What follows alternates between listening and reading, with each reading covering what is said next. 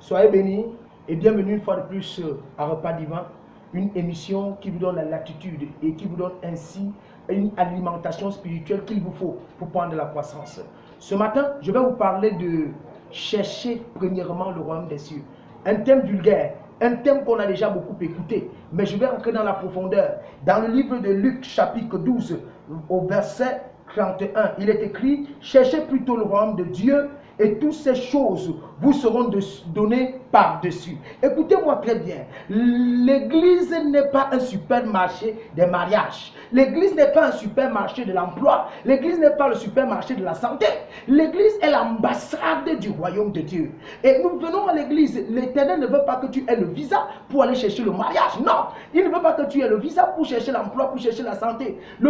L'église n'est pas là pour attribuer les visas en passage à un état d'aisance terrestre. Non, l'église est là premièrement pour vous attribuer la nationalité divine. C'est lorsqu'on est citoyen d'un royaume qu'on peut bénéficier des privilèges de ce royaume. C'est pourquoi il y a plusieurs personnes qui remplissent les églises et qui sont là toujours esclaves et dont leur salut même n'est pas garanti. Ce matin, Dieu veut te réveiller. Il veut te dire, c'est inutile d'être dans un pays sans avoir la nationalité. Tu dépenseras plus que les autres et tu seras toujours en train de payer ton droit de résident. Alors, il faut être définitivement du pays pour avoir les privilèges des citoyens. Je t'invite ce matin à comprendre que le plus important, la priorité, c'est de chercher le royaume de Dieu de tout son cœur. Le royaume de Dieu, c'est accepter Jésus-Christ de Nazareth. Le royaume de Dieu, c'est passionnellement servir Dieu, passionnellement être transformé par la parole,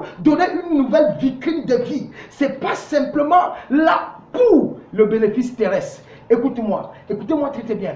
La Bible dit que Jésus a posé la question: à quoi sert-il à un homme de gagner tous ses biens s'il perd son âme? Mon frère, ma soeur, imagine-toi que le mariage que tu es venu chercher à l'église là, tu l'obtiens et que 2 jours après ta lune de miel, tu décèdes et tu pars en enfer.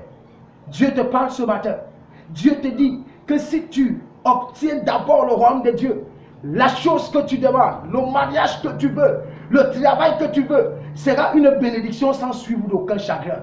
C'est pour ceux-là qui appartiennent au royaume, qui peuvent bénéficier des fruits du royaume sans chagrin. Mais les voleurs, les tricheurs, les bandits spirituels, ceux qui viennent dans des églises uniquement pour leur intérêt terrestre, font toujours des difficultés après avoir été bénis. C'est pourquoi je te conseille et je te demande de prendre cette parole à cœur. Cherche premièrement le royaume des cieux et le bonheur te sera donné par-dessus. Que Dieu te bénisse et qu'il t'amène à comprendre ce message.